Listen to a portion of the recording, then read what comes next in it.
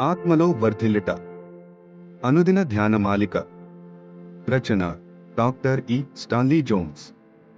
అనువాదం doctor A. Suratnam Basimalla. 1వ వారము 4వ రోజు. యెషయా 53వ అధ్యాయం 1-2 వచనములు. పరిపూర్ణతకు దేవుని సంకల్పం.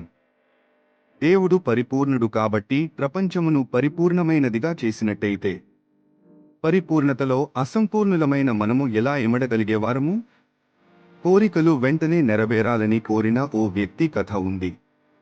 అతను ఇల్లు కావాలని కోరాడు. వెంటనే ఒక భవనం పరివారముతో సహా ఇవ్వబడింది.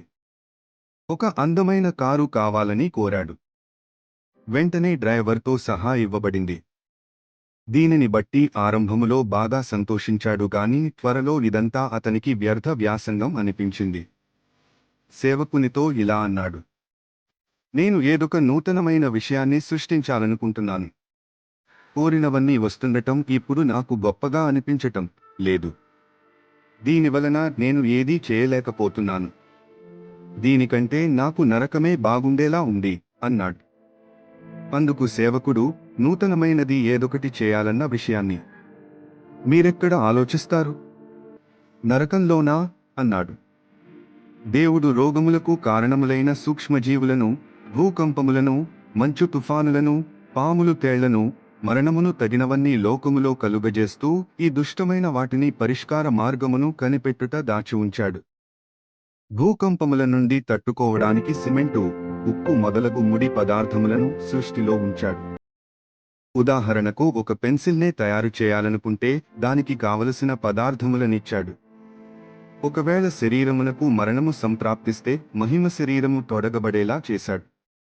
మనము ఉద్యోగములో గాని, కుటుంబములో గాని, ఏ అనుకూలము కాని పరిసరములోనైనా నివసించుటకు బలవంత పెట్టబడిన వారమైతే ఆ పరిసరము మనం వర్ధిల్లటానికి ఆటంకముగానున్నట్లయితే దేవుని కృప పొంది అచ్చట వర్ధిల్లుదాము.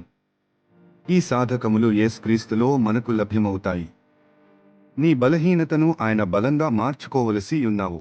ఇలా ప్రార్థించుము: ప్రియ తండ్రి, నేను వర్ధిల్లటానికి అవసరమైనవన్నీ ఈ సృష్టిలో నీవు ఏర్పాటు చేశావు. వీటినెలా స్వంతము చేసుకోవాలో బోధించుము.